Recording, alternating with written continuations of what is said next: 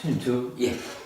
저쪽에 부산이가 그쪽에서 확인해 보셨습니까? 김박근 법원. 아 예. 어제 이제 그 법보신문 부산지사장하고 그 담당 기자하고 같이 식사했어요. 그래서 뭐 이제 결론적으로 저는 이제 요거를 좀 그 광고 횟수를 줄이고 큰 광고를 좀 하나 냈으면 좋겠다 그랬는데 이 참 결국은 부담만 더 드리겠는데 그 4번 나가는 건 그대로 하고 전면 광고 하나를 더 하는 곳으로 했어요. 그래서 이 법원님 이거 너무 부담됩니다 그랬더니 마침 어제 저녁에 우리가 그 제사에 대한 공부를 좀 했거든요. 부산세요? 예, 그러니까 그저께 대구법회에서 1시간 가까이 해가지고 요 제사에 대한 그 공부를 하나 그러니까 마무리를 지었어요. 그래 이제 부산법회 하면서 이제 요 대구법회 동영상을 좀 참고하시라. 제사라고 하는 것을 요렇게 확실하게 이해를 했다. 실제로 이제 디가니까요 5번경이 중심이 돼서 부처님이 제사는 이런 것이다 이렇게 제시해 주는 게 있어요. 근데 그 얘기를 하고 이제 수업을 다 했는데 수업 마치고 나서 이제 그 법부님이 그렇게 하려고 합니다 그러는 거예요. 그래서 너무 부담이 되실 것 같습니다. 이게 좀 적절하게 이걸 좀 줄이면서 했으면 합니다. 그랬더니 한마디 딱 하시대. 제사 지내려고 합니다.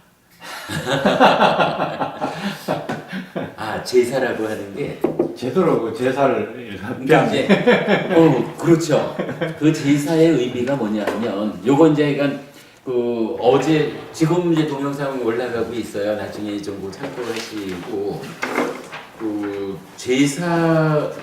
제사라는 게 보통 그 죽은 사람을 위해서 그러니까 돌아가신 조상을 위해서 이런 제사를 보통 생각하지만 기본적으로 제사라는 것은 사전적으로 그래요.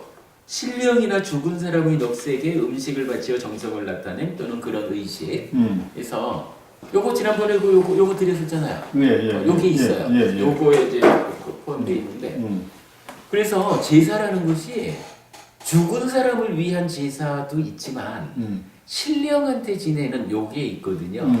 근데 뭐 죽은 사람한테 지내는 제사야 뭐 당연히 죽은 사람 위해서지만 그 죽은 사람을 위한 제사와 관련해서는 이제 자누소니경이라는 경전이 또 자세한 설명을 해주고 있고 그런가 하면 이제 신령에게 지내는 제사는 왜 지내느냐 하면 이렇게 나타나는 거라. 나에게 오랫동안 이익과 행복이 있도록 나는 큰 제사를 지내리라. 그래서 제사를 지내는 목적이 나의 이익과 행복을 위한 거예요. 그런데 이제 이게 부처님 이전의 입장으로 보면 우리 삶을 지배하는 힘이 무엇냐 하면 권능을 가진 신이 있다 이래 보는 거잖아요. 그래서 신의 권능이 내 삶의 그 문제를 해결해 줄 수도 있고 뭐 이런 거니까 내가 행복하려면 이익되고 행복하려면 어떻게 해야 되냐 하면 신한테 잘 보여야 되잖아요. 신의 권능으로 나의 삶이 좌우되니까. 그래서 기도를 하는 거고 그 신한테 좀 잘 보이려고 크게 제사를 지내는 거예요. 뭐 짐승을 수천 마리씩 죽여가면서 이렇게 하죠. 그런데 이제 그러니까 부처님은 이제 이 디가니까요 5번 이경에서 결론적으로는 참다운 제사란 무엇이냐 이러면서 계를 갖춘 출가자들을 위해서 보시하는 거, 사방승가를 위해서 승원을 짓는 거, 깨끗한 믿음을 가진 마음으로 삼보에 귀의하는 거, 깨끗한 믿음을 지닌 마음으로 오계를 받아 지니는 거, 그리고 표현하자면 수행하는 거. 요거 뭐냐 하면 나의 이익과 행복을 위한 행위를 제사라고 하는데 문제는 권능을 가진 신이 실제로 있어서 신한테 제사 지내고 기도하고 이러면 해결을 해줄 것 같으면 그렇게 하면 되거든요.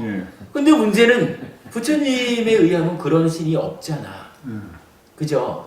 나의 삶은 신의 권능에 의해서 좌우되는 게 아니고 우리가 늘 공부하는 거지만 행위가 가지는 과와 보의 법칙성.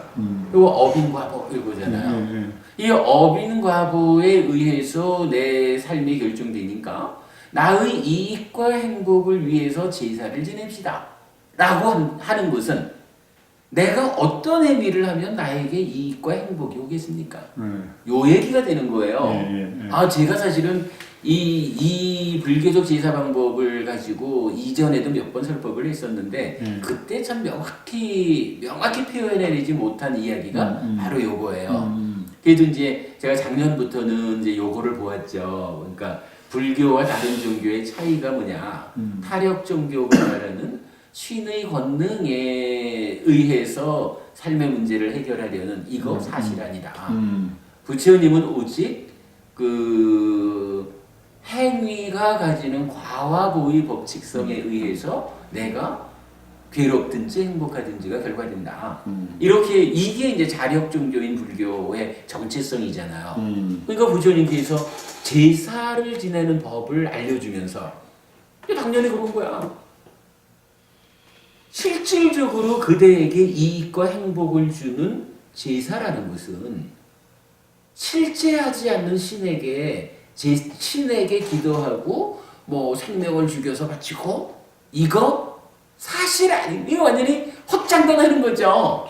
이거는 효과가 없다. 그렇지. 그렇다면 구체적으로 어떤 것이 그대의 삶에 이익과 행복을 주느냐?